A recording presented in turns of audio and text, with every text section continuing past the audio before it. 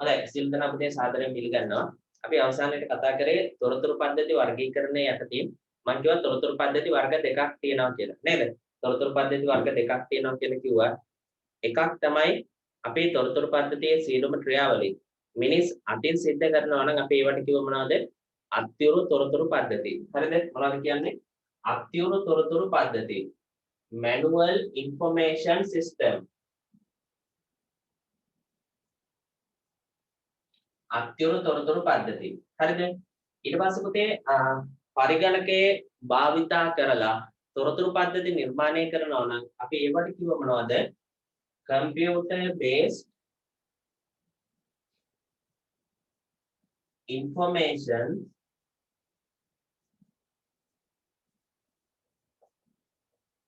system කියලා. පරිගණක පාදක තොරතුරු පද්ධති. එතකොට පුතේ අපි අවසානයේ කරා මොනවද? අත්‍යවුරු තොරතුරු පද්ධතියක් කියන්නේ මොකක්ද කියලා අපි කතා කරා. තොරතුරු පද්ධතියේ සියලු ක්‍රියාවලිය මිනිස් අතින් හස්තීයව සිදු වෙනවා නම් අපි ඒවට කියනවා මොනවද?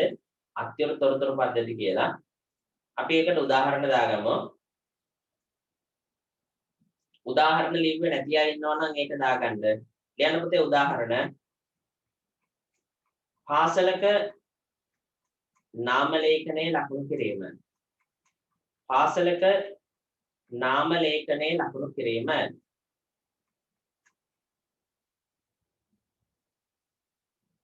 පාසලක නාම ලේඛනයේ ලකුණු කිරීම.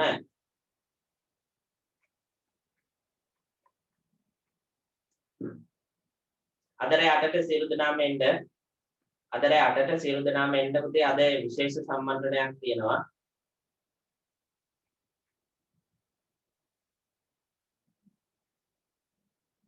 පාසලක නාම ලේඛනයේ ලකුණු කිරීම.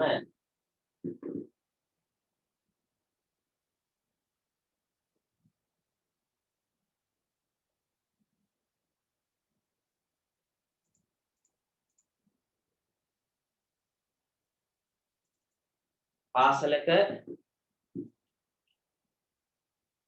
නාම ලේඛනයේ ලකුණු කිරීම. පාසලක නාම ලේඛනය ලකුණු කිරීම.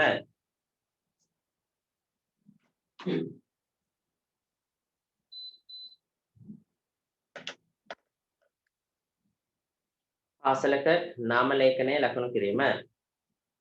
ලියන්න පුතේ ඊගාවට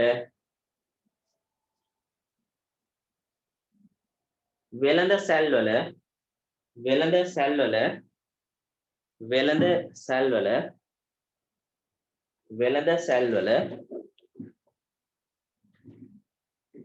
වෙළඳ සැල්වල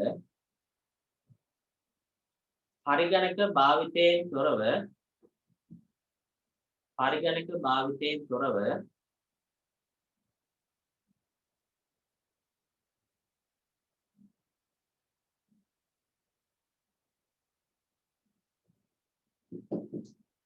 පරිගණක භාවිතයෙන් තොරව මිනිස් අතින්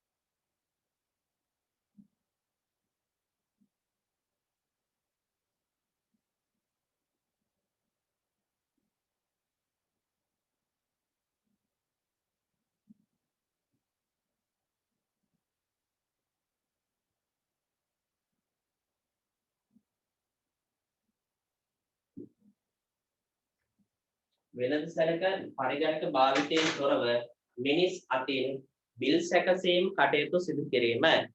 වෙළඳ සැලක පරිගණක භාවිතයෙන් තොරව මිනිස් අතින් බිල් සැකසීම් සිදු කිරීම. උදාහරණ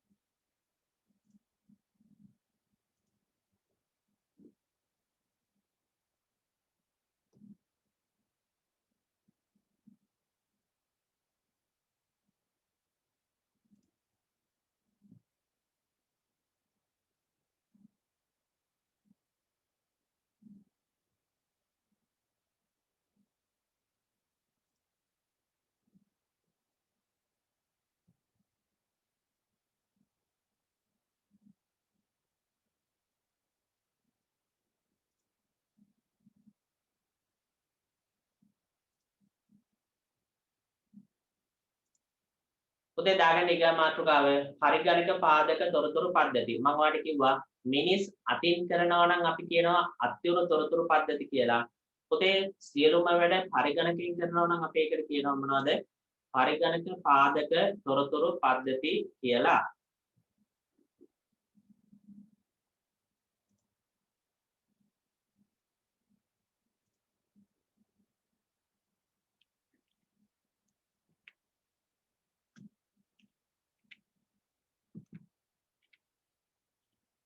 පරිගණක පාදක තොරතුරු පද්ධති. Computer based information system.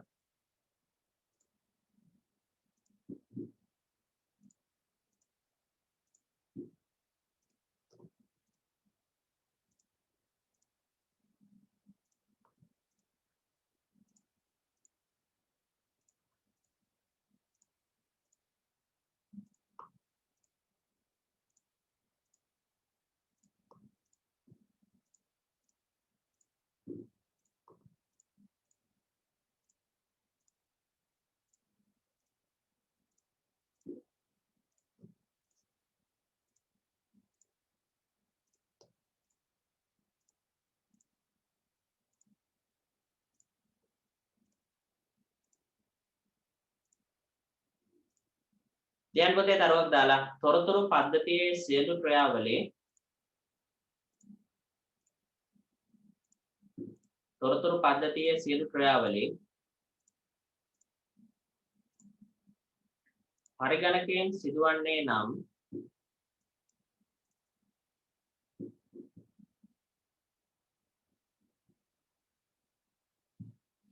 තොරතුරු පද්ධතියේ සියලු ක්‍රියාවලිය පරිගණකයෙන් සිදුවන්නේ නම්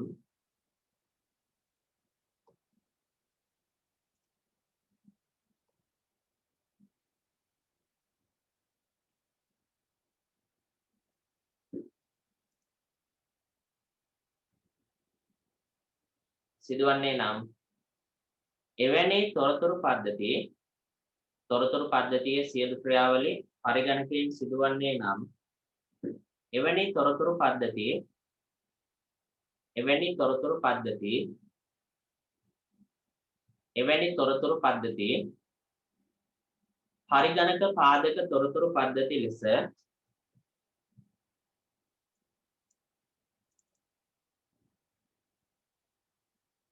එවැනි තොරතුරු පද්ධතිය පරිගණක පාදක තොරතුරු පද්ධති ලෙස හඳුන්වයි. ඔන්න මම ආයෙ මුලින්ම කියනවා තොරතුරු පද්ධතියේ සියලු ක්‍රියාවලිය පරිගණක භාවිතයෙන් සිදුවන්නේ නම් එවැනි තොරතුරු පද්ධති පරිගණක පාදක තොරතුරු පද්ධති ලෙස හඳුන්වයි.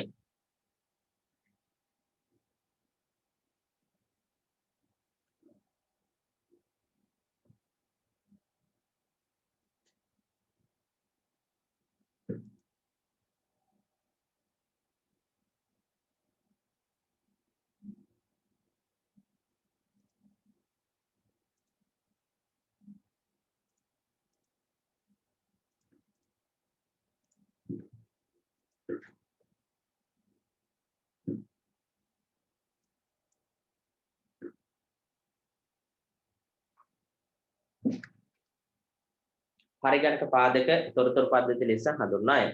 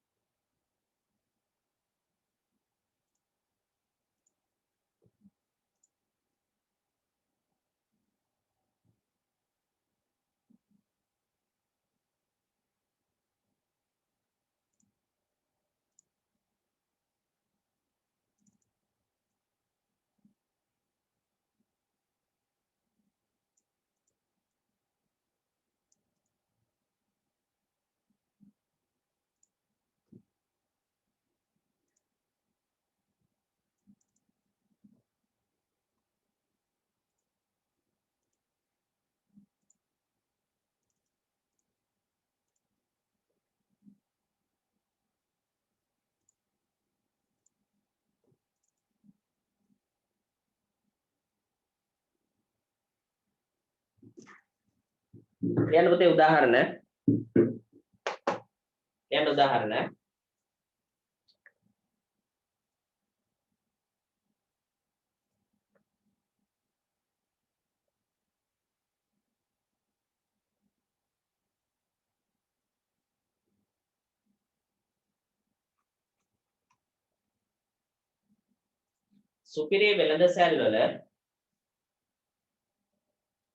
සුපිරි වෙළඳසැල් වල සුපර් මාකට් කියලා කියන්නේ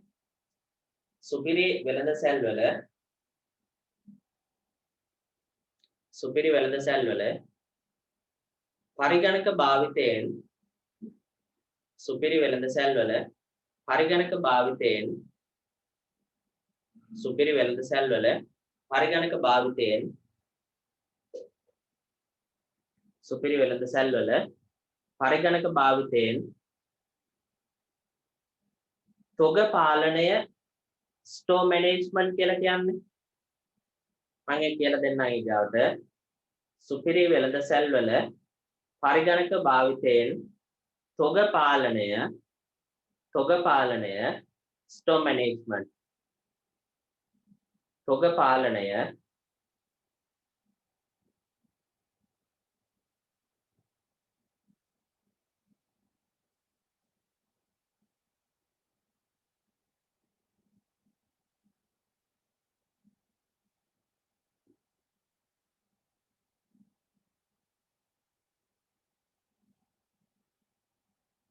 තොග පාලනය කොමා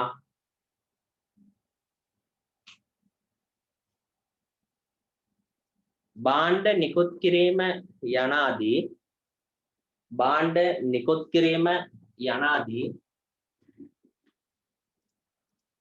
භාණ්ඩ නිකුත් කිරීම යනාදී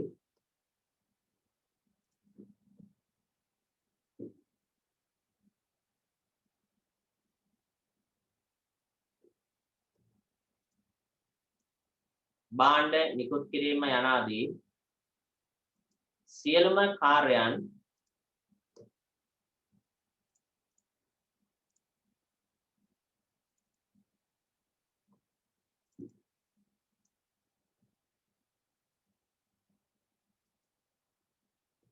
සියලුම කාර්යයන් පරිගණකයේ භාවිතයෙන් සිදු කිරීම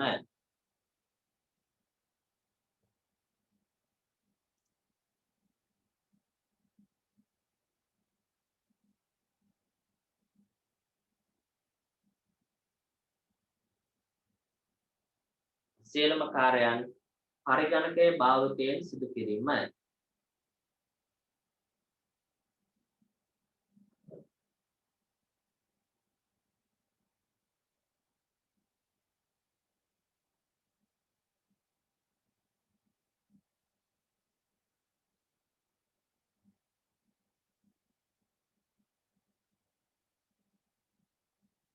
ලියන්න පුතේ ඊගාවට අනිත් උදාහරණය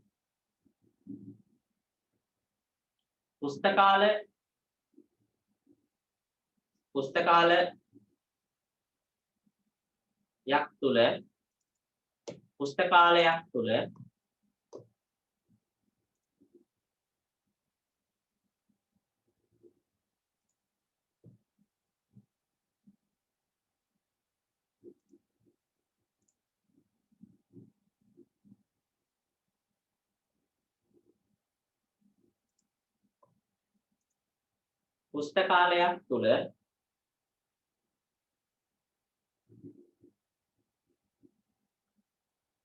සියලුම වැඩ කටයුතු කළමනාකරණය කිරීම සඳහා පුස්තකාලයක් තුල සියලුම වැඩ කටයුතු කළමනාකරණය කිරීම සඳහා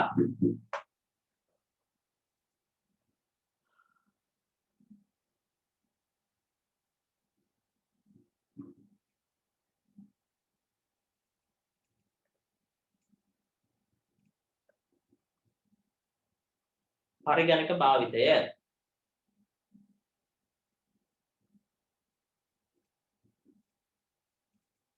හරි පුතේ ඔයාලා දන්නවා ඔයාලා ගිහිල්ලා දැන් අපේ මීරිගමන කාගිල් ෆුඩ් සිටියක් තියෙන සුපර් මාකට් එකක් මිනුවම් කොට ගත්තොත් කේල් සුපර් එකක් තියෙනවා ආපිකෝ එකක් තියෙනවා හාගින්ස් එකක් තියෙනවා කොට කීපයක් තියෙනවා ගම් පහක් එමයයි ඔයාලා මේ යම් කිසි ස්ථානයකට ගිහිල්ලා ඔයා ගිහින් අහනවා පුතේ එතන ඉන්න මැනේජර්ගෙන් හෝ වෙනත් පුද්ගලයෙක්ගෙන් අහනවා යම් කිසි භාණ්ඩයක් කියලා මෙන්න මේ භාණ්ඩේ තියෙනවද එතකොට එයා ගිහින් මොකද කරන්නේ පෙරලලා ගිහිල්ලා රාක්‍ය අදිනවද නෑ එයා ගිහින් කරන්නේ මොකද්ද පුතේ පේන්න නැත්තම් පරිගණකයේ ගිහිල්ලා ඒ සිස්ටම් එකේ එන්ටර් කරලා බලනවා ඒ භාණ්ඩේ නම හරිද සිස්ටම් එකේ තියෙනවා කියලා පෙන්නනවා පුතේ අනිවාර්යෙන් කොහේ හරි එක තියෙනවා ෆාමසි එකට ගිහිල්ලා බේත් වර්ගයක් අහන්න තියෙනවද කියලා ඒත් එහෙමනේ බේත් එක තියෙනවද කියලා බලන්නේ එයා සිස්ටම් එකේ තමයි නම ටයිප් කරන්නේ සිස්ටම් එකේ නම ටයිප් කරලා ඊට පස්සේ එයා බලනවා මොකද්ද සිස්ටම් එකේ චෙක් කරලා බලලා මෙයා තියෙනවද අන්න ඒ විදිහට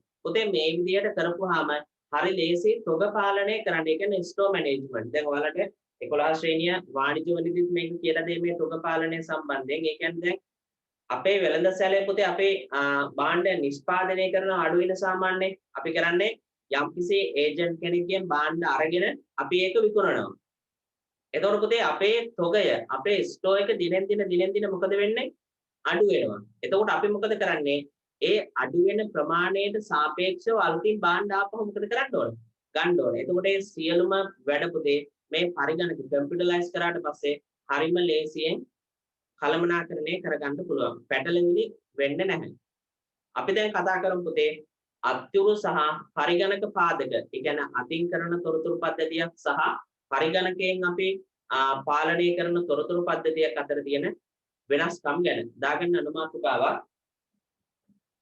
අනුමාතුකාවක් අදර 8ට සියලු දෙනාම එන්න සෙනසුරාදා රාත්‍රී 8ට තියෙන එකට එන්න ඕන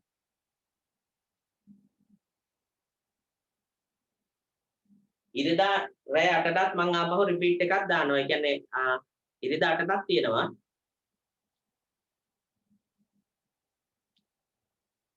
එක්ක ඉරිදා 8ට නෑ අද තියෙන්නේ. එකපාර කරමු. Zoom එකේ ඊට මදි වුණොත් YouTube live එකක් දානවා. ඒ හින්දා ඉක්මනට Zoom එකට එන්න ඕන කට්ටිය ඉක්මනට Zoom එකෙන් log වෙන්න. link එක දැම්ම තැනින් නැත්තම් ඒක පිරුණොත් එහෙම ආට ඒකට එන්න බැරි වෙනවා. දාගන්නොත් අනුමාතුකාවක් අත්‍යුරු සහ පරිගණක පාදක තොරතුරු පද්ධතිය අතර ප්‍රධාන වෙනස්කම් අත්‍යුරු සහ පරිගණක පාදක තොරතුරු පද්ධතිය අතර ප්‍රධාන වෙනස්කම් අත්‍යුරු සහ පරිගණක පාදක තොරතුරු පද්ධතිය අතර ප්‍රධාන වෙනස්කම්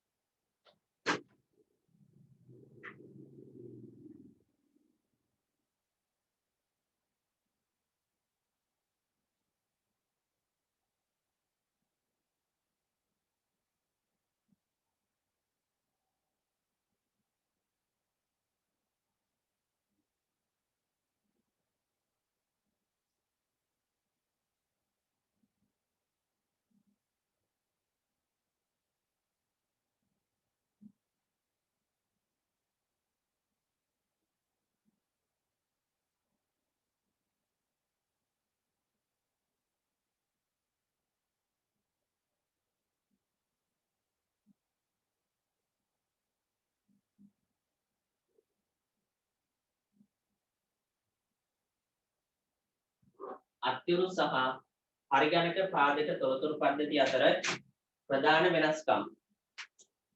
උදේ මේ බණ්ඩ අපි අත්‍යුරු තොරතුරු පද්ධතියක් ගත්තාම මෙන්න මෙයා හොඳට බලන්න. දත්ත ඉන්න සුළු මොහොතකින් ඔයාලට දැర్శණය වෙනවා. දැන් හරි. දත්ත සැකසීමෙන් තොරතුරු ලබා දීම පුද්ගලයා හස්තියව සිදු කරනවා. ඒ කියන්නේ පුතේ මෙයා අතින් ඔක්කොම කරන්නේ. එතකොට දෝෂ වෙන්න තියෙන ඉඩකඩ වැඩි. දැන් ඔයා බලන්න අපි අතින් නමක් ලියනකොට වරදින්න තියෙන සම්භාවිතාවය ඉතාමත් වැඩිනේ. අමල් කියන එකට කමල් කියනවා. විවිධ දැන් ඔයාගේ නම උනත් බලන්න වෙන කෙනෙක්ට කියනකොට එයා වැරදියට ලියා ගන්න අවස්ථා තියෙනවා. සමහරවිට ඒ වගේ අවස්ථාවලින් දැන් හිතන්න ඔයාගේ ඩෙන්ටිටි හදන්න දෙනකොට ඔයා ඩෙන්ටිටි එක දුන්නා නම් ඒ ලියා ගන්න කෙනා වැරදියට ලිව්වා නම් එහෙනම් මොකද වෙන්නේ? ඔයාට නැවත ලොකු ගැටලුවක් වෙනවා. අයියේ විභාගයට යනකොට එහෙම ඔයා ගොප්පෙන්න තියෙන වෙන නමක් ඩෙන්ටිටි තියෙන වෙන නමක් වහාම ගිහින් ඒක නිවැරදි කරන්න වෙනවා. එතකොට පුතේ අපි දෙයක් අතින් කරනකොට දෝෂ ඇති වෙන්න තියෙන ඉඩකඩ වැඩි. දැන් ඔයාලට කියන්න පුතේ ඔය ඉස්සර බැංකු වල සිස්ටම් කරලා තිබ්බේ නැහැ. හරිද?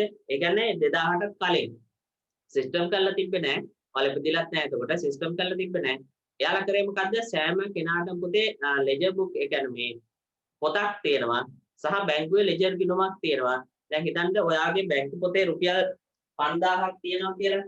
ඔයාගේ පොතේ ලියනවා පුතේ. හරිද? ඔයාගේ පොතේ ලියනවා ඔයාගේ නමත් එක්ක මේ විදිහට රුපියල් 5000ක් තියෙනවා කියලා. හරිද? ඔයා දැන් සල්ලි ගන්න ගියා කියලා හිතන්න. ඔයා 5000ට රුපියල් 2000ක් ගන්නවා. එතකොට මොකද කරන්නේ? ආයේ ඒකේ අපිල් ලියනවා 2000ක් ගත්තා. දැන් 3000යි ඉතුරු. ඊට අමතරව බැංකුවේ සෑම ගිණුමක්ම තියෙන ලොකු ලෙජර් බුක් එකක් තියෙනවා. මේ ලෙජර් පොතට ගිහිල්ලා යා මොකද කරන්නේ? ඒ ලෙජර් බුක් එක අප්ඩේට් කරනවා. මෙන්න මේ සිරිපාලගේ ගිණුමෙන් 5000ක් තිබ්බා 2000ක් ගත්තා. දැන් 3000ක් ඉතුරුයි කියලා. සියලුම දේ අතින් කරන්න පුතේ. එන වෙලාවක් යනවා. නමුත් පුතේ ක්‍රමක්‍රමයෙන් කාලය ගත වීමත් සමග මොකද උනේ? මේ අතින් කරන සියලුම කාර්යයන් පුතේ පරිගණකයෙන් කරා. දැන් හරිය ලීසි. දැන් මොකද්ද? දැන් බැංකුව ඇතුළට යන්න ඕනෙත් නෑ සල්ලි ගන්න. සෑම කෙනාටම පුතේ අපි අර පාන්දර පන්තිවල කතා කරා මෙන්න මෙයාගෙන ATM කාඩ් එකක් හම්බ වෙනවා. ඔටෝමේටඩ් ටෙලර් මැෂින් එකට තමයි ඒක දාන්නේ. අපිට පුළුවන් ATM කාඩ් එක හරහා ඕනෑම අවස්ථාවක මුදල් වමාරු කරන්න ට්‍රාන්ස්ෆර් කරන්න පුළුවන්. ඊට පස්සේ සල්ලි ගන්න පුළුවන්. සහ අපිට පුළුවන් කෑෂ් ඩිපොසිට් මැෂින් එකෙන් සල්ලි තැන්පත් කරන්න මුදල් තැන්පත් කරන්න පුළුවන්. සහ e-banking හරහා පුතේ බැංකුවටත් නොයා ගෙදර සිටම අවශ්‍ය ඕනෑම තැනක සිට බැංකු කටයුතු කරන්න පුළුවන්. පැහැදිලි නේ? එතකොට පුතේ මේ අතින් අපි අකිසි දෙයක් කරනකොට දෝෂ ඇති වෙන්න තියෙන ඉඩකඩ වැඩි. හරිද? දෝෂ ඇති වෙන්න තියෙන ඉඩකඩ වැඩි. ඊට පස්සේ පුතේ පරිගණක පාදකවල තියෙන මොනවද? සකසන ලද වැඩසටහනකට අනුව තොරතුරු ලබා දෙන බැවින් දෝෂ ඇතිවීම අවම වේ. ඒ කියන්නේ පුතේ සිස්ටම් එකකට අනුවනේ යන්නේ. එතකොට මේ සිස්ටම් එකේ දෝෂ ඇති වෙන්න තියෙන ඉඩකඩ ඉතාමත් මොනවද? අඩු මට්ටමක තියෙන්නේ. ඊට පස්සේ පුතේ මම අර කිව්වේ අපි අතින් යම් කිසි දෙයක් කරනකොට වැඩි කාලයක් යනවා. තොරතුරු සකසා ගැනීම සඳහා වැඩි කාලයක් ගත වේ. හැබැයි පුතේ පරිගණකයෙන් කරනකොට කොහමද? ඉතාමත් අඩු කාලෙකින් තොරතුරු සකසලා ගන්න පුළුවන්. ඊට පස්සේ අපි අතින් කරනකොට දැන් ඔයා ගන්න ඔයාගේ පරිගණක ඉස්කෝලේ පරිගණක නෙමෙයි පාසලේ පුතේ විශාල කබඩ් පුරවලා පෞද්ගලිකයි රහසිගතයි කියලා ඔයාගේ අර උපැන්න සහතික ඒ සියලුම සහතික වර්ගයේ ෆයිල් එක ලොකු විශාල ඉඩ ප්‍රමාණයක අඩුත් කරලා තියෙනවා. හැබැයි පුතේ ඔයා හිතන්න මේ සියලුම ડોකියුමන්ට්ස් ටික පරිගණක ගත කරොත් එහෙම අර වගේ ඉඩ ප්‍රමාණයක් යනවද? නෑනේ පුතේ. එක පරිගණකයක් තියන්න යන ඉඩ ප්‍රමාණය විතරයි යන්න පුතේ. නැත්තම් අපි භෞතිකව ඒවා තැම්පත් කරන්න ගියා නම් විශාල ඉඩ ප්‍රමාණයක් යනවා. අන්න ඒකයි කියන්නේ දත්ත ගබඩා කිරීම සඳහා විශාල ඉඩ ප්‍රමාණයක් අවශ්‍ය වන අතර ලිපි ලේඛන අසුරා තැබීම සඳහා කබඩ් ආදිය අවශ්‍ය වේ. ඒකයි. ඊට පස්සේ පරිගණක පාදකවල ඉතා සුළු ඉඩ ප්‍රමාණයක විශාල දත්ත ප්‍රමාණයක්. දැන් ඔබ දන්නවා පුතේ අලුත් ලැප්ටොප් පරිගණකවල එහෙම ටෙරාබයිට් 1 2 ඒ වගේ විශාල දත්ත ප්‍රමාණයක් තැන්පත් කරන්න පුළුවන්. ඒ වගේම පුතේ ඉතා සුළු ඉඩ ප්‍රමාණයක විශාල දත්ත ප්‍රමාණයක් ගබඩා කර තබාගත හැකි අතර ඒ සඳහා දත්ත පාදක මෘදුකාංගයක් භාවිතා කළ හැකිය. අපිට database management system එකක් භාවිතා කරන්න පුළුවන්. හැම ආයතනයකටම පුතේ ඒවා තියෙනවා. දැන් කාගින්ස් එකට විශේෂයෙන් කාගින්ස් කියලා එකක් තියෙනවා. දැන් ඔබ දන්නවා අපේ මිනෝංගොඩ පන්තියේ ඔක්ස්ෆර්ඩ් එකේ ඒකෙත් වෙනම ඔක්ස්ෆර්ඩ් එකට ආවේනික සිස්ටම් එකක් තියෙනවා. ඔයාගේ අංක ගහපු සැනින් ඔයාගේ සියලුම විස්තර එනවා. අන්න ඒ විදිහට. ඊට පස්සේ පුතේ දත්ත නොයෙකුත් ව්‍යසන වලට දැන් ඔබ දන්නවා පුතේ ඔය ගිනි ගැනීම අනම්මනම් ඒව වලට ලක් වුණාම මොකද වෙන්නේ? සියලුම ඒවා ටික ඒ data ටික නැති වෙනවා. දැන් ඔබට මතකද බන්ධනාගාරය තුල පුතේ ගින්නක් ඇති වුණා බන්ධනාගාරය නෙමෙයි අධිකරණයක් තුල අධිකරණ සංකීර්ණයක් තුල. එතකොට පුතේ සිරකරුවන්ට අදාළව තිබ්බ ගොඩක් ලිපි ගොනු ඒකෙන් විනාශ වෙලා ගියා. එතකොට මොකද වෙන්නේ පුතේ? ඒ සිරකරුවන්ට අදාළව සාක්ෂි නැති හින්දා ටික කාලෙකින් නිදහස් කරන්න වෙනවා. අන්න ඒ විදිහට. පුතේ දත්ත නොයෙකුත් ව්‍යසන වලට භාජන වෙන්න පුළුවන්. දැන් උදාහරණයක් විදිහට වහලෙන් වතුර ලීක් වුණොත් එහෙම තෙමිලා බොද වෙලා යන්න පුළුවන්. ගින්නක් ඇති වුණොත් එහෙම ගින්නට අහුවලා පිච්චෙන්න පුළුවන්. විවිධ ව්‍යසන වලට එන්න පුළුවන්. හැබැයි පුතේ අපිට පුළුවන් මේ බෑකප් කරන්න. පරිගණකයෙන් කරනකොට බෑකප් කරන්න. දැන් ඔයාගේ ෆෝන් එකේ තියෙන බෑකප් කරන්න කියලා ෆෝන් කන්ටැක්ට් බෑකප් කරන්න පුළුවන්. WhatsApp එකේ messages backup කරන්න පුළුවන්. පුතේ මේ backup කරනවා කියන එකට අපි සිංහලෙන් කියන්නේ උපස්ත කරනවා. මොකද කියන්නේ උපස්ත කරනවා. මේ උපස්ත කරනවා එකෙන් කරන්නේ පුතේ අපේ දත්තවල අපේ එදිනෙදා දත්තවල පිටපතක් අපිට පුළුවන් යම්කිසි විශේෂ ස්ථානයක ගබඩා කරලා තියන්න. අපේ එදිනෙදා දත්තවල පිටපතක් යම්කිසි විශේෂ ස්ථානයක ගබඩා කරලා තියන්න පුළුවන්. ඒකෙන් තියෙන ප්‍රධානතම වාසය වෙන්නේ පුතේ හදිස්සියේ ඒ උපාංගයට මොකක් හෝ ගැටලුවක් ඇති වුණා ඔයාගේ දත්ත ටික මැකෙන්නේ නැහැ දත්ත ටික විනාශ වෙන්නේ නැහැ තවත් ස්ථානයක සේව් වෙලා තියෙන නිසා උපස්ත යොදා ගැනීම නිසා මුරපදයේදී මගිනොත් දත්ත ප්‍රවේශය සඳහා වරප්‍රසාද ලබා දෙන ආකාරය අනුව දත්තවලට ආරක්ෂාව ලබා ගැනීමට හැකි වනු ඇත. ඊට අමතරව පුළුවන් පුතේ ඔයාගේ සිස්ටම් එක නැත්නම් ඔයාගේ පද්ධතියට කනෙක්ට් වෙනකොට පාස්වර්ඩ් එකක් දාන්න. පාස්වර්ඩ් එක දැන් ඔයාගේ ෆෝන් එක තියෙන්නේ. ඔයාගේ ෆෝන් එකට පුතේ අලුත් ෆෝන් වල දැන් මොනවද? ඇඟිලි සලකුණ තියන්න පුළුවන් ෆින්ගර්ප්‍රින්ට් එක. මොහොනේ ලොක් එක කරන්න හැදිය හැකි. අන්න ඒ වගේ නවීන පහසුකම් තියෙනවා. ඒ නිසා ඒ දත්ත වඩාත් වැඩි ආරක්ෂාවක් ඒවට ලැබිලා තියෙනවා. හරි මේ වග උදාගන්න. මේ වග උදාගන්න.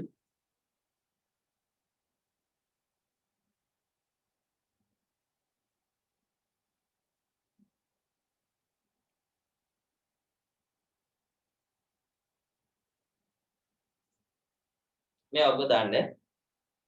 දැන් පුතේ ඔයාලට කාලසටහනක් දීලා තියෙනවා. ඒ කාලසටහන අනුව තමයි පන්ති පැවැත්වීම සිද්ධ වෙන්නේ. ආයි විශේෂයෙන් මතක් කිරීමක් නැහැ. කාලසටහන බලන්න මේ වෙලාවට ලින්ක් එක දාලා තියෙනවා. මොනියම් හෝ හේතුවක් තිබ්බොත් ඒක කලින් ඒක දානවා.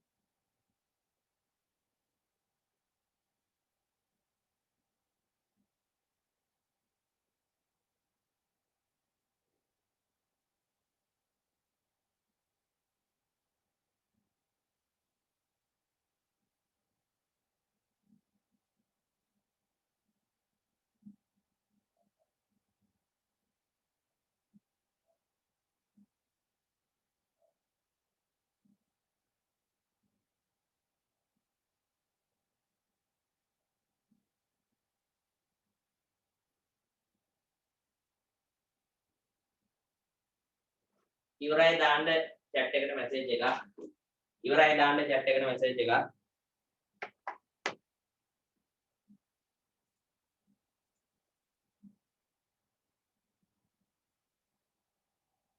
අපි කතා කරේ පුතේ ගිය සතියේ අපි අත්‍යවශ්‍යයෙන් ඉවර කරා. ඊට පස්සේ අද කතා කරා පරිගණක පාදක තොරතුරු පද්ධති ගැන. කතා කරලා ඉන්පසුව මේ අත්‍යවශ්‍ය සහ පරිගණක පාදක තොරතුරු පද්ධති අතර වෙනස්කම් පිළිබඳව කතා කරා. තව ලියන කෙනෙක් ඉන්නවා නම් chat එකට message එකක් දාන්න හෝ raise hand කරන්න. raise hand කරන්න අත උස්සන්න તો raise hand කියලා option එක තියෙනවා ඒක ගන්න.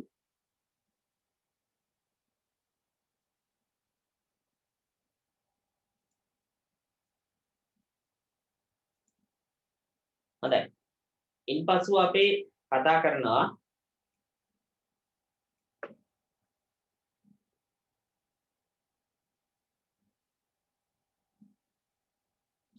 පද්ධති සංවර්ධන ක්‍රමවේද ගැන. දාගන්න පුතේ මාතෘකාව පද්ධතියක් සංවර්ධනය කරන ක්‍රමවේද. දාගන්න මාතෘකාව පද්ධති සංවර්ධන ක්‍රමවේද. පද්ධති සංවර්ධන ක්‍රමවේද. පද්ධති සංවර්ධන ක්‍රමවේද.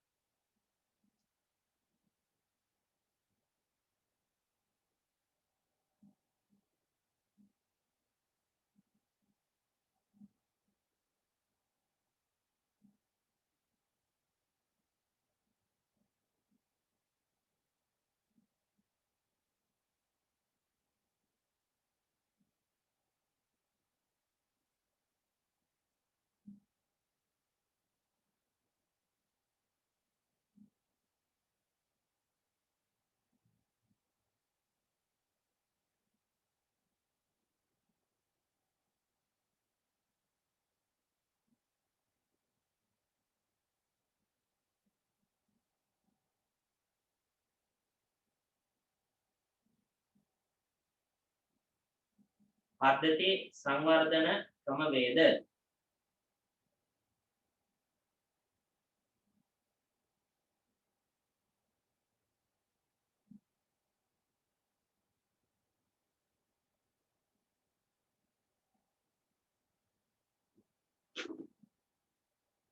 ලියන්න පුතේ තරුවක් දාලා. දැන් පුතේ අපි කතා කරන්නේ පද්ධති සංවර්ධන ක්‍රමවේද ගැන. ඒ කියන්නේ පද්ධතියක් සංවර්ධනය කරන ක්‍රමවේද. දැන් සිස්ටම් එකක් පුතේ මෙහෙමයි. හරිද? ආවට ගියාට එකපාරට සිස්ටම් එකක් හදන්න බෑ. මේ සිස්ටම් එකක් හදනවා කියන එකෙන් පුතේ විශාල පියවර ගණනාවක් තියෙනවා. මේ පියවර ගණනාව අපි කොහොමද කරන්නේ? ඒහා තියෙන මොනවද පුතේ මූලාකෘති පිළිබඳව මෙතනදී සාකච්ඡා කරනවා. මාතෘකාව ලියා ගන්න කිව්වා පද්ධති සංවර්ධන ක්‍රමවේද. ලියන්න පුතේ තරුවක් දාලා. ලියන්න තරුවක් දාලා. ලියන්න තරුවක් දාලා. පද්ධති සංවර්ධනය කිරීමේදී පද්ධති සංවර්ධනය කිරීමේදී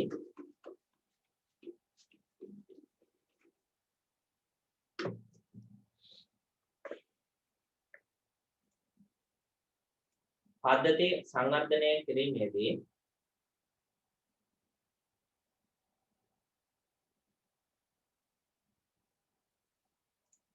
පද්ධති සංවර්ධනය කිරීමේදී භාවිතා කරන පද්ධති සංවර්ධනය කිරීමේදී භාවිතා කරන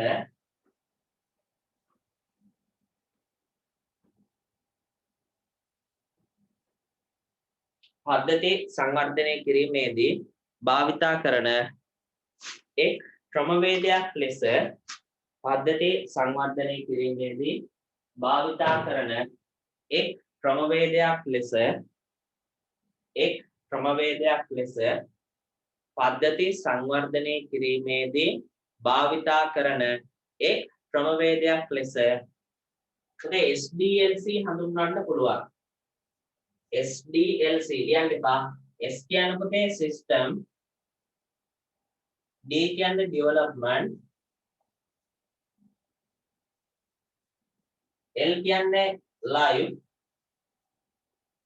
C කියන්නේ cycle SDLC අපි සිංහලෙන් කියන පුතේ පද්ධති සංවර්ධන ජීවන චක්‍රය කියලා එක් ක්‍රමවේදයක් ලෙස පද්ධතියේ සංවර්ධන ජීවන චක්‍රය ගත හැකියි. පද්ධතියේ සංවර්ධන ජීවන චක්‍රය System Development Life Cycle SDLC ගත හැකියි. දාගන්න මේක එක් ක්‍රමවේදයක් ලෙස පද්ධති සංවර්ධන ජීවන චක්‍රය. පද්ධති සංවර්ධන ජීවන චක්‍රය System Development Life Cycle ගත හැකියි. ලියගන්න. එක් ක්‍රමවේදයක් ලෙස SDLC පද්ධති සංවර්ධන ජීවන චක්‍රය ගත හැකියි.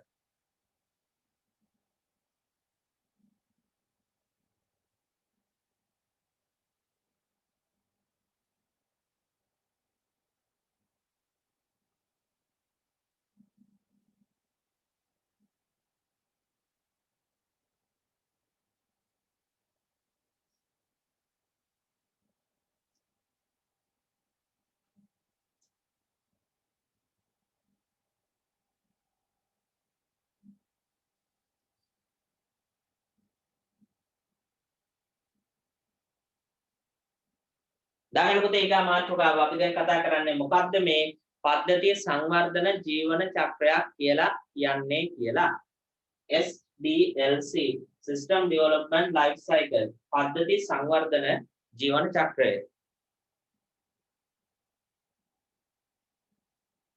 තාම මම මේක ගැන කියලා දුන්නේ නැහැ. ඒක දැන් කියලා දෙන්න තමයි දැන් යන්නේ. මම දැන් කිව්වේ පුතේ පද්ධති සංවර්ධනය කරන ක්‍රමවේද අතරේ තියෙන එක ක්‍රමවේදයක් තමයි පද්ධති සංවර්ධන ජීවන චක්‍රය කියන්නේ. දැන් ඊගාවට කියලා දෙන්න යන්නේ මොකද්ද මේ පද්ධති සංවර්ධන ජීවන චක්‍රය සහ අපි කොහොමද යාගෙන් වැඩ කටයුතු සිද්ධ කරන්නේ කියලා. දාගන්න මාතෘකාව පද්ධති සංවර්ධන ජීවන චක්‍රය System Development Life Cycle.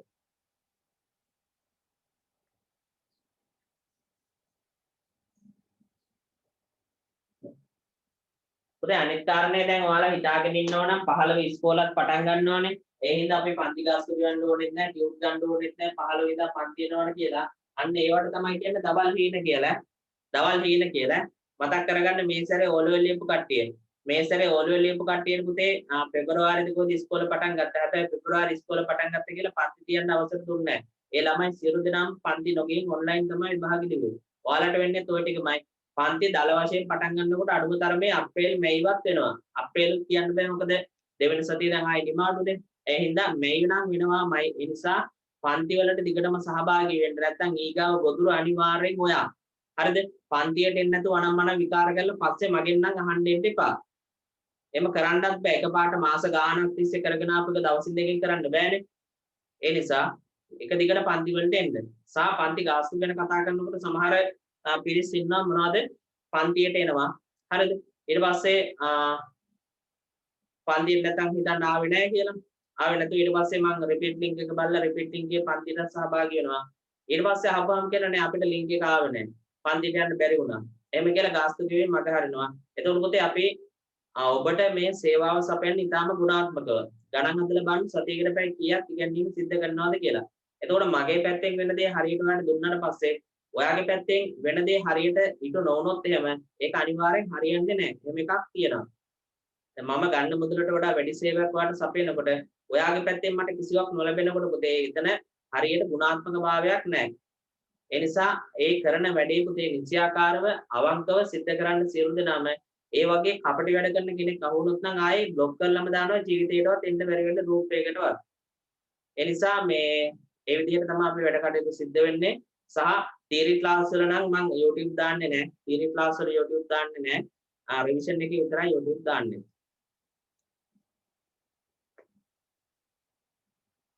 පද්ධති සංවර්ධන ජීවන චක්‍රය. දැන් පුතේ තරවක් දාලා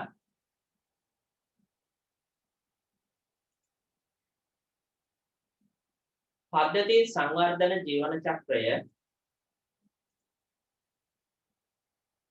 පද්ධති සංවර්ධන ජීවන චක්‍රය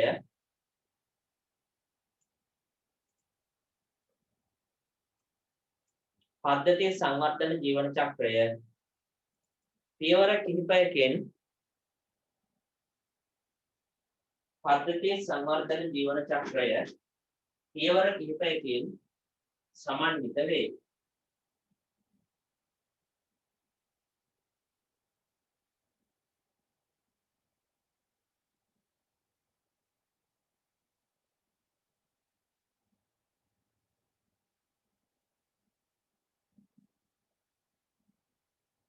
පද්ධති සංවර්ධන ජීවන චක්‍රයේ පියවර පහකින් දැක්වේ. පද්ධතියේ සංවර්ධන ජීවන චක්‍රයේ පියවර පහකින් දැක්වේ.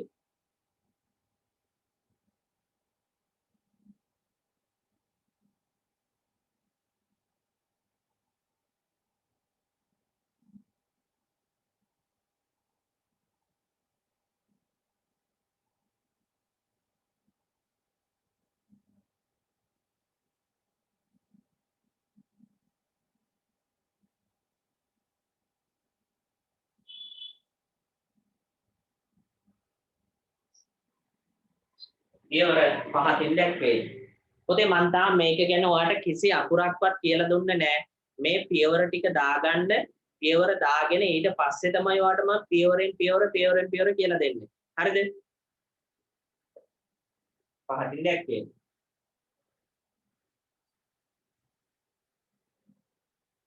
මෙන්න පුතේ අංක 1 අවශ්‍යතා හඳුනා ගැනීම. විසඳුම් සැලසුම් කිරීම. විසඳුම් කේතකරණය කිරීම. විසඳුම පරීක්ෂා කිරීම හා දෝෂිවත් කිරීම. පද්ධති පිළිතුවීම. පද්ධති නඩත්තු කිරීම. තාම මං කිසි අකුරක්වත් මෙයා ගැන කියලා දුන්නේ නැත. 1 2 3 4 5 කියලා මේ ඉංග්‍රීසි තේරුමත් එක්ක මේක දාගන්න. අන්න ඊගාවට මං කියලා දෙන්න පටන් ගන්නවා. ලියාගන්න.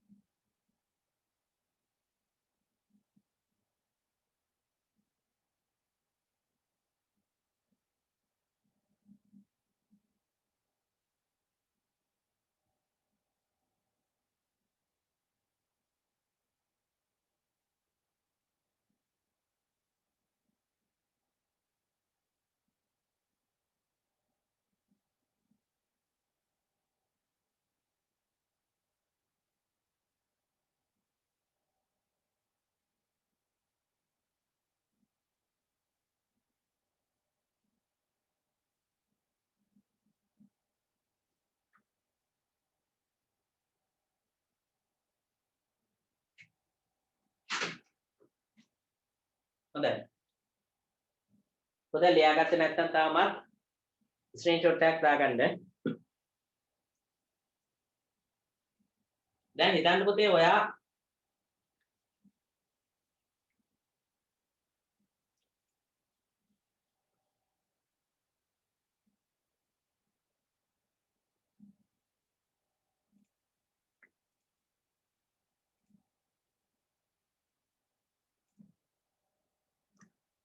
පුතේ පද්ධති නිර්මාණය කරන පුද්ගලයෙක්. හරිද? ඔයා පද්ධති නිර්මාණය කරන පුද්ගලයෙක්. එතකොට ඔයා පද්ධතියක් නිර්මාණය කරන්න කලින් මෙන්න මේ පියවර ටික සම්පූර්ණ කරගන්න ඕන. පද්ධතියක් නිර්මාණය කරන්න කලින් මේ පියවරයන් ටික සම්පූර්ණ කරගන්න ඕන. දැන් හිතන්න යම්කිසි පුද්ගලයෙක් ඉන්නවා. හරිද? අමල් කියලා පුද්ගලයෙක් ඉන්නවා. මේ අමල් කියන පුද්ගලයා පොල් ආශ්‍රිතව ව්‍යාපාරයක් කරගෙන යනවා. පොල් කටු වෙනම, පොල් කුඩු වෙනම, පොල් ලෙලි වෙනම, පොල් කිරි වෙනම ඒ ආශ්‍රිතව ව්‍යාපාරයක් කරගෙන යනවා. එතකොට ඔයාට කියනවා, ඒ කියන්නේ ඔයා තමයි පුතේ පද්ධතිය නිර්මාණය කරන කෙනා, ඩිසයිනර්. සිස්ටම් ඉංජිනේර් තමයි ඔයා. පුතේ ඔයා දැන් මේ අමල් කියන පුද්ගලයා ඔයාට කියනවා මට මේ පොල් ආශ්‍රිතව මගේ මේ ව්‍යාපාරය සඳහා මට කම්පියුටරයිස් සිස්ටම් එකක් හදලා දෙන්න. පරිගණකගත පද්ධතියක් හදලා දෙන්න. ඔයා විසින් ඉස්සල්ලාම මොකද්ද දන්නවද කරන්නේ? ඉස්සල්ලාම කරන්නේ පුතේ මේ අමල් සතු අවශ්‍යතා ටික හඳුනා ගන්න ඕන. මොකද්ද කරන්න ඕන? අමල් සතු අවශ්‍යතා හඳුනා ගන්න ඕන. ඒ කියන්නේ මොනවද? අමල්ගේ තියෙන ව්‍යාපාරයේ තියෙන වෙනස් පැතිකඩයන්, ව්‍යාපාරයේ තියෙන අණු කොටස්, ඒ සියලු අවශ්‍යතා ටික මොන වගේද ගනුදෙනු සිද්ධ වෙන්නේ? ඒ සියලුම දේවල් ටික ඔයා හඳුනා ගන්න ඕන. ඊට පස්සේ ඔයා විසින් හඳුනාගත්ත අවශ්‍යතා ටිකට අනුව පුතේ ඒ අවශ්‍යතා හැම එකටම ගැළපෙන විදිහට ඊගාවට මොකද කරන්න ඕන? විසඳුම් සැලසුම් කිරීම. හොඳට මතක තියාගන්න. කියනකොට මතක තියාගන්න පාඩම් කරන්න තියන්න එපා. ඉස්සෙල්ලාම මොකද කරන්නේ? අවශ්‍යතා හඳුනා ගැනීම.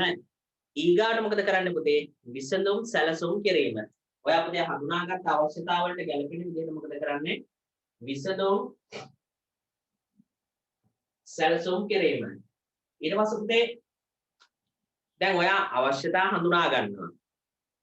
විසඳුම් ටිකක් සැලසුම් කරනවා. හැබැයි පුතේ අපි මේ සැලසුම් කරපු විසඳුම් එකක්වත් පරිගණකයට තේරෙන්නේ නැහැ.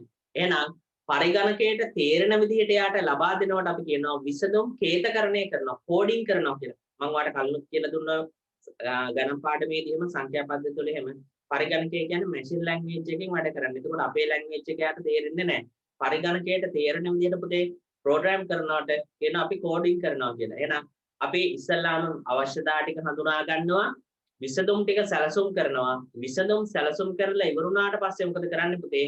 විසඳුම් කේතකරණය කිරීම, කෝඩින් කරනවා. විසඳුම් කේතකරණය කිරීම. විසඳුම් කේතකරණය කිරීම. ඊගාට කරනවා පුතේ මේ විසඳුම් ටික කේතකරණය කරාට පස්සේ විසඳුම් පරීක්ෂා කිරීම සහ දෝෂ ඉවත් කිරීම.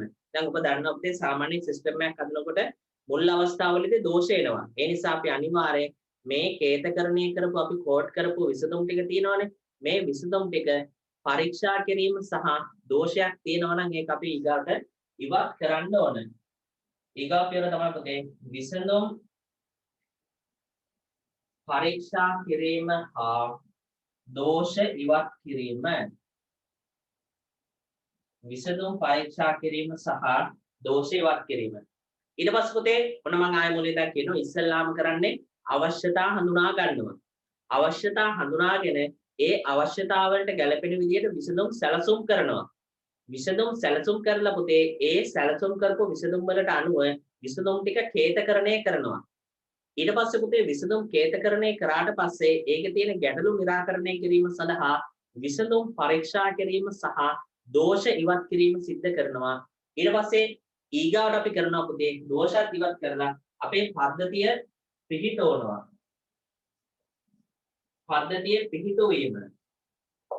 පද්ධතියේ පිහිටුවීම අපේ සිස්ටම් එක ස්ටාර්ට් කරනවා.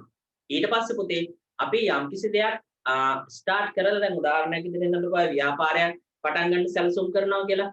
පුතේ සැලසුම් කරාටත් පස්සේ ව්‍යාපාරේ පටන් ගත්තට පස්සේ සමහර විට එනවා අපි මේ ව්‍යාපාරය කරගෙන යනකොට විවිධ ගැටලු වෙනවා. දැන් මේ සිස්ටම් එකේ වැඩ කරගෙන යනකොට විවිධ ගැටලු වෙනවා. අන්න ඒ අවස්ථාවලදී පුතේ මොකද කරන්නේ? අවසානයේදී අපේ මේ පද්ධතිය නඩත්තු කිරීම කියන කොටස යටතේ ඒ එන ගැටලු निराකරණය කරලා පද්ධතිය තව තවත් වැඩි දියුණු කරනවා. ඒක තමයි පුතේ අවසාන පියවර. පද්ධතිය නඩත්තු කිරීම. මේක අනිවාර්යෙන් විභාගයට එන එකක් සහ සාමාන්‍ය පෙළ විභාගයට ලකුණු 10ක් එන පාඩමක් මේ තොරතුරු පද්ධති පාඩම. හරිද? එහෙනම් ඔන්න මාත් එක්ක ආයේ මුලින් ඉඳන් කියමු. පද්ධති සංවර්ධන ජීවන චක්‍රයේ මොනවද පියවර? පළවෙනි එක අවශ්‍යතා හඳුනා ගැනීම. අපි පද්ධතියක් හදන්න කලින් ඉස්සෙල්ලාම කරන්නේ ඒ හදන කෙනාගේ අවශ්‍යතා ටික හඳුනා ගන්න ඕනේ. නැත්නම් අපිට හදන්න බෑනේ. අපි සරලව හැම තැනම දැන් සාමාන්‍ය පොතේ සිස්ටම් එකක් හදන්න කලින් ඒ සිස්ටම් ඉංජිනේර් දවස් කීපයක් ඒ අදාළ කම්පැනි එකේ ඉන්නවා. ඉඳලා එයා අවශ්‍යතා ටික හඳුනා ගන්න. මොන වගේ අවශ්‍යතාවද මෙයාට තියෙන්නේ? මොනවද මෙයා ඇදෙන තියෙන සම්පත්? කොහොමද මෙයා වැඩ කරන්නේ? අන්න ඒ විදිහට. අවශ්‍යතාව හඳුනාගත්තට පස්සේ ඊගාවට කරනවා මොනවද? විසඳුම් සැලසුම් කරනවා. හරිද? විසඳුම් සැලසුම් කරාට පස්සේ පුතේ අපි ඊගාවට කරනවා විසඳුම් කේතකරණය කරනවා. කේතකරණය කරනවා කියන්නේ පරිගණකගත කරනවා. පරිගණකගත කරාට පස්සේ ඊගාවට අපි කරනවා විසඳුම් පරීක්ෂා කිරීම සහ මොකද්ද? දෝෂ ඉවත් කිරීම. ඊගාවට කරනවා විසඳුම් පරීක්ෂා කිරීම හා දෝෂ ඉවත් කිරීම. ඊපස්සේ පුතේ පද්ධතියේ පිහිටවනවා. පද්ධතියේ පිහිටවල ඉවරුණාට පස්සේ පුතේ මොකද්ද? පද්ධතිය නඩත්තු කරනවා. දැන් හිතන්න ඔයා වෛද්‍යවරයෙක් ළඟට බෙහෙත් ගන්න යනවා. ඊට පස්සේ ඔයා මොකද කියන්නේ? ડોක්ටර් මට බඩ රිදෙනවා, ඔළුව කැක්කුමයි සියලු රෝගාබාධ ටික කියනවා. ඊට පස්සේ වෛද්‍යවරයා ඉස්සෙල්ලාම කරන්නේ මොකද්ද ඔයාගේ? අවශ්‍යතාව ටික හඳුනා ගන්නවා. එහෙනම් මෙයාට තියෙන්නේ මෙන්න මේ ලෙඩේ. මෙන්න මේ රෝග ලක්ෂණ තියෙන්නේ. ඊට පස්සේ කොලේකුයි පෑනකුයි අරගෙන මොකද කරන්නේ? පෑනකුයි අරගෙන කරන්න කලින් එයා ડોක්ටර්ගේ ඔළුව වැඩ කරනවා. හරි මෙයාගේ ඔළුව අමාරු නම් දෙන්න ඕන මේ ටැබ්ලට් එක. ඇඟේ අමාරු නම් දෙන්න ඕන මේ බේත. සෙමනක් දෙන්න ඕන මේ බේත. එයා ඔළුවේ පොතේ විසඳුම් ටික සැලසුම් කරනවා. ඊගාට පොතේ මොකද කරන්නේ?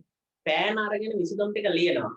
කේතකරණය කියනවා. හැබැයි පුතේ මෙතන කේතකරණය කියන්නේ පරිගණකගත කරනවා. මම නිකන් ඔයාලට උදාහරණයක් විදිහට කිව්වේ. ඊට පස්සේ පුතේ මේ විසඳුම් ටික පරීක්ෂා කරලා එයා ආපහු සැරයක් ડોක්ටර් උනා බේත් එකක් ලියුවට පස්සේ බලන්න පුතේ නැවත සැරයක් එයා ආපහු චෙක් කරලා බලනවා.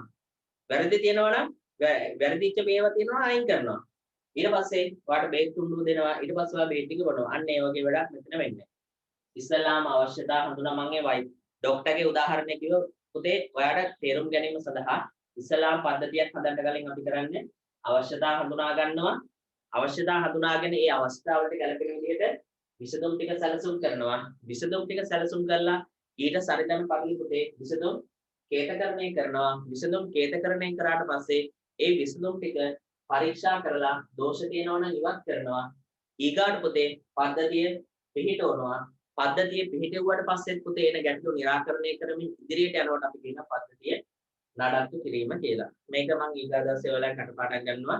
එහෙනම් අපි Excel පාඩමේදී හම්බෙමු රෑ 8ට සියලු දෙනාම එන්න. ඒතකොට ටික රෑ 8ට අපි කතා කරනවා. එහෙනම් සියලු දෙනාටම ආයිබෝවන් අද පාඩම තේරෙන්න ඇති කියලා සිතනවා. 10ට තියෙනවා 10 වසර පන්ති ඒකට සහභාගී වෙන්න පුළුවන් ලින්ක් එක දාලා තියෙනවා.